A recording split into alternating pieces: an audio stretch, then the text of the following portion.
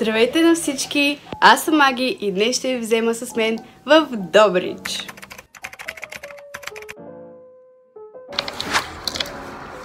Много обичам кисело мляко и нямам никакъв проблем да си го ям просто ей така с лъжицата от ковата. Много е вкусно. Много обичам. Не знам за вас, но аз наистина много обичам кисело мляко и мога всеки ден да ям. И заради това последния път си взех 1 кг кисело мляко вместо една кофичка, която е 400-500 грама. И това нямам много общо с Добрич, но това е бързата ми закуска. И най-вероятно ще ям нещо истинско, когато отида там. Дамски принадлежности, лепенки, кърпички, статив, портмоне, спрей против насекоми, прибори, вода, слушалки, слънцезащита и много място.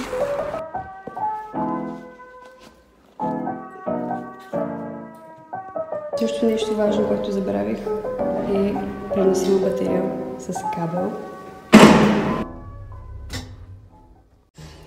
Пътуването те оставя безмълвен, а след това те превръща в разказвач. Ибн Батута. Именно заради това реших да подкрепя красивите кадри, които запечатаха преживяването ми, с разказ за някои от таинствата, които ми направиха впечатление. Ще започна от това, че за да обикаляш и да преживяваш вълнуващи моменти са необходими само силно желание, приключенски дух и приятна компания, а за някои хора е достатъчно дори да са сами със себе си. Билетите от Варна до Добрич с автобус, тръгващ от автогарата, струват 6 лева в посока. В града има интересни места за посещаване, които са напълно безплатни, а тези с платен вход също са достъпни. Пристигнахме на автогарата и дръмнах в автобусчето и си мислех, че ще е грешка, защото ми се доспава още повече. Но в момента, в който слязохме, се разсъних, така че всичко е точно. Сега ще ходим на издирване за понички.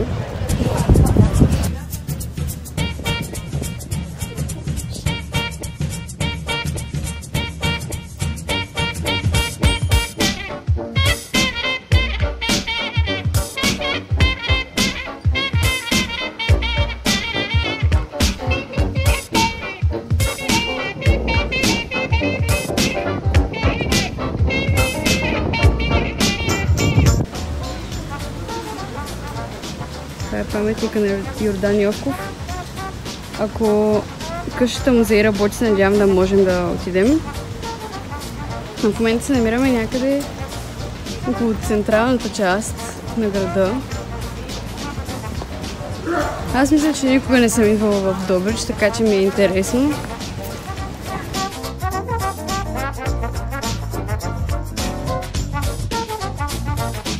Поничка на гарата нямаше, но на центъра има.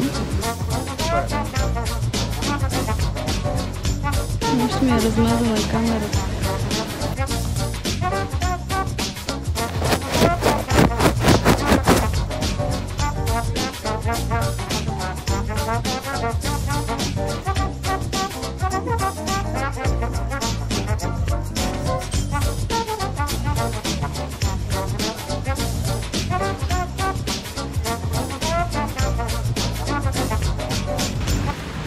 Намираме се в Добричския парк, който е доста поддържан, но моята камера е мръсна.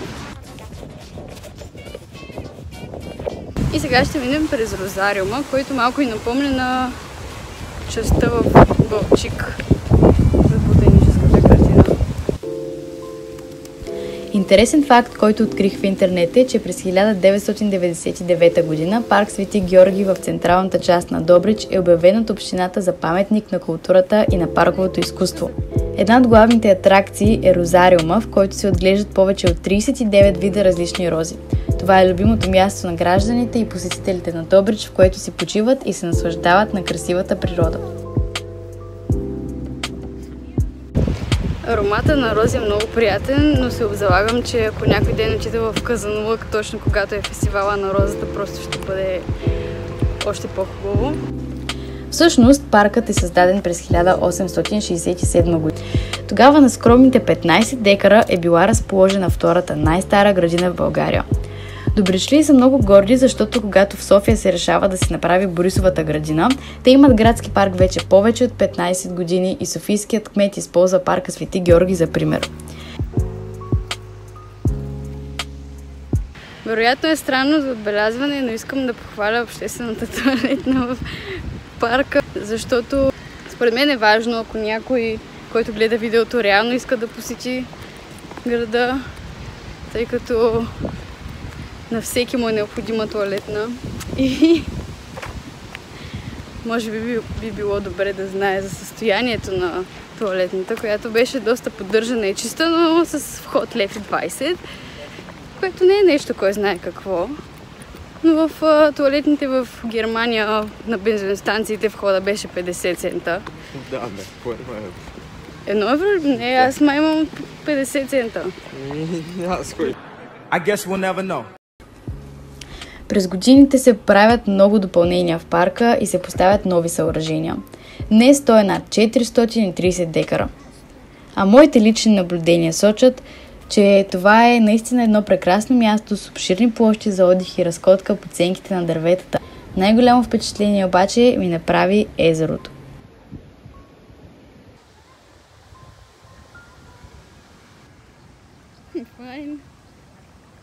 В околността се намира стадион Дружба, който е сред най-старите съществуващи стадиони в България.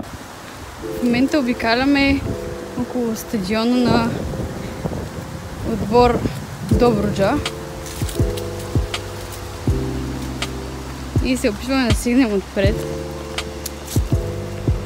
По принцип стадионът беше отворен само за служители, но попаднахме на един доста любезен човечец, който работеше там и той ни позволи да влезем, да снимаме и да разгледаме.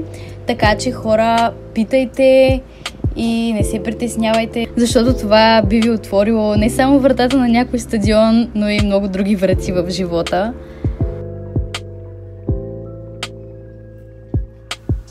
Включвам се, за да ви доразкажа една част от нашето пътешествие, която не успях да ви разкажа, докато бях там. Опитваме се да намерим къде е входа, но там, където бяхме, вратата беше много прашасала, съответно си мислим, че не е била там. Вариант е днес да не работи, защото аз не виждам никого. Пише, че работи, дай пак ще пробвам тази врата. Би трябвало да работи. Ще бъда разочарована, защото ние много искахме, т.е. аз много исках да отида до зоопарка, но се оказа, че днес не работи, защото е понеделник, а понеделник им е почивен ден. Ако къщата на Йордан Йовков също не е отворена днес, това ще бъде второ разочарование, което ще значи, че ще трябва да се върнем тук, за да видим. Затворено е. А е затворено? Чай ще видим за цигарата да казвам. Не знам, затворено е. Може би няма да ми се получи. В крайна сметка не успяхме да влезем в къщата на Йордан Йовков, но попаднахме на една жена, която се намираше зад самата къща в ето тази постройка. Някакви странни табелки, които са точно в сградата срещу къщата музей.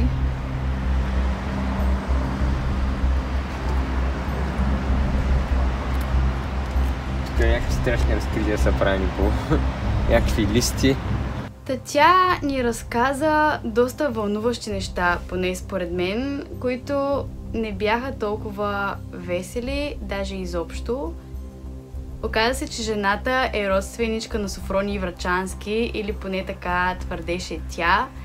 Така че ако искате да разберете малко повече информация за историята на града, можете да отидете в Добрич и да се допитате до нея. Това, което ние разбрахме, беше, че в двора на къщата на Йордан Йовков имало още една постройка, която обаче вандали са съборили, за жалост. Всъщност, къщата музей не функционира от няколко години. А разговорът, който проведохме с тази жена, ме накара да се замисля за доста неща и малко или много превърна пътешествието ми в едно доста по-различно изживяване. Не знам дали точно тази среща беше причината, но някъде около този момент аз се чувствах все едно не съм в реалността, а сякаш съм в някакъв сън. Нека не обръщаме това видео в някаква по-тъжна и негативна насока. Затова искам да ви кажа, че въпреки, че не успяхме да посетим тази къща и да влезем вътре и да разгледаме, тази жена ни отпрати към литературния музей на Йордан Йовков и там всъщност се запознах с доста интересни неща, като например това, че успях да се докосна до предмети, които са били в негово притежание. Дрехите му, аксесуарите му, дори някои от материалите, с които е работил. Също така в музея имаше няколко изложения, доколкото разбрах, те се сменят постоянно, така че успяхме да се срещнем и с част от историята на някои от други български автори. Според мен се заслужава да се влезе. Билетчето беше само 1 лев. И за тези, които се интересуват, наистина би им било доста интересно според мен.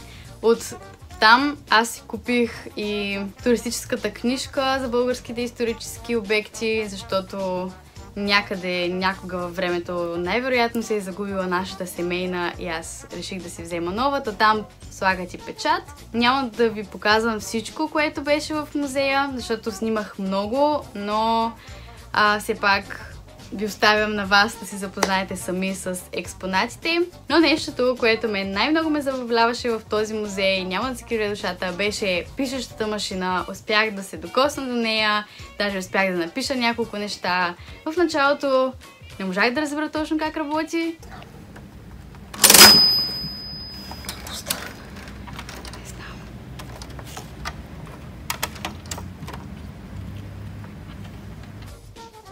Но след това горе-долу посхванах някои от допълнителните опции, освен да натискаш копченца и да пишеш някакви неща на листа. Така че ето вижте тези кадри.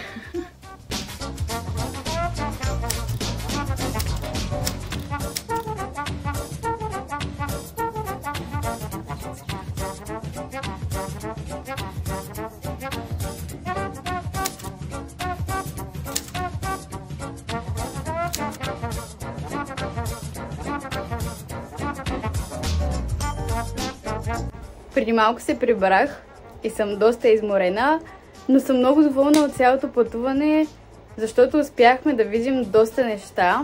Не успях да посетя всичко, което исках, като например зоопарка и това, че къщата музей на Йордан Йовков се оказа, че не работи. Имам доста за разказване, но вие вече сте го видяли по време на видеото, но не успях да снимам абсолютно всичко, защото имаше моменти, в които предпочетох да се насладя на времето ми там, пред това да снимам всичко. Но се надявам да успея да ви предам това, което аз изпитах или поне до някъде. Много съм благодарна, че имам възможността да преживявам такива неща и да пътувам. И да, щастлива съм, че имаме такива неща в България и че дори малко има запазена част от нашата история по музеи. Малко ми е тъжно заради това, че не всички хора оценяват това, което нашата страна има, но поне има хора като мен и даже хора, които още повече оценяват всичко това, но ви призовавам да се позаинтересувате малко повече от историята на България. Аз не съм човек, който има интерес в историята по принцип, интерес към историята, но ми е интересно да разбера откъде са тръгнали нещата и наистина ми беше интересно днес в Добрич. Така че поразровете се малко и вие и вижте, че всъщност има доста интересни неща, които може да разберете. Оставете по един палец нагоре, абонирайте се за канала ми, ако искате да виждате такива и други подобни видеа. Чао и до следващия път!